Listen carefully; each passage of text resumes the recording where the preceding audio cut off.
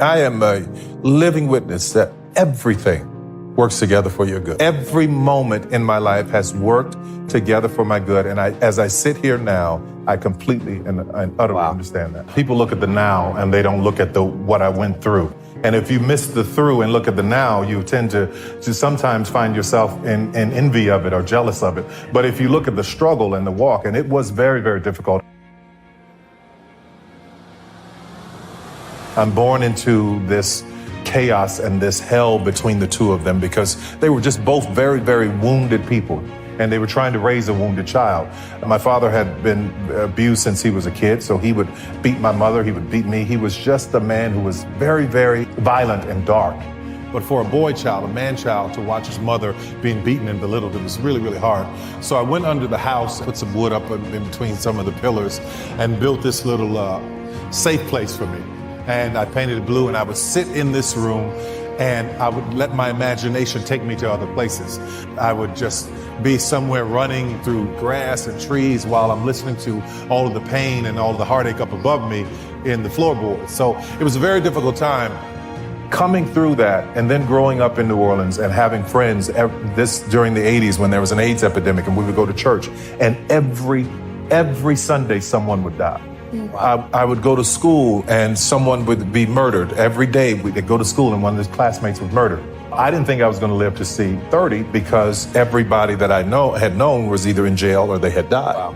So I'm going through all of this, but in the midst of it, I have a mother who taught me about Jesus, taught me about faith, who taught me about God, who wouldn't let me give up on it. So I found myself with this balance of knowing God and understanding God and living in truth and living the life that God wants you to. It's also about living in balance, not being too far either way, but just walking the path of faith that God wants and has for you.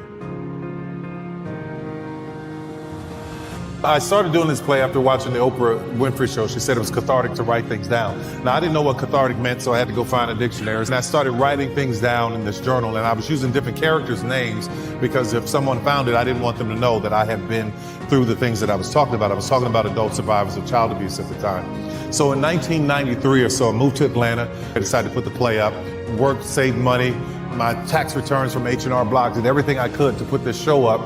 And I spent all my money. There was a 200-seat theater. I thought we would do all of these different shows over the weekend and 1,200 people would show up, and only 30 did. So I lost everything I had. My car payment, everything was tied up in it. From about 93, 94, 95, 96, 97, we did this play once a year, everywhere, in these little small towns outside of Atlanta, and they never worked. They never worked. I lost everything. Homeless, sleeping in my car, following God.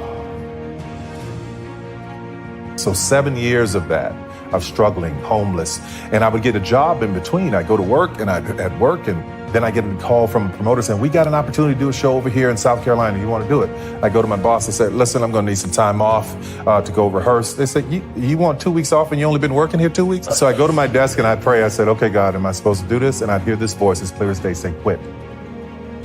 So there I was, stepping out on faith, leaving a job that I knew that this money was going to come in from week to week to go out and do this play because I heard the voice of God.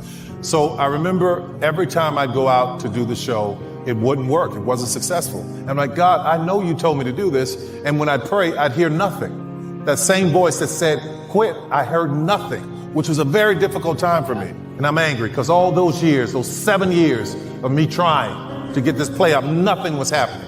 God would tell me to quit, then he'd get me out, then he'd leave me. You leave me out here by myself. God, where are you? You wouldn't even talk to me during these dark times. So I was mad. I was done. So I was about to perform in a place called the Tabernacle.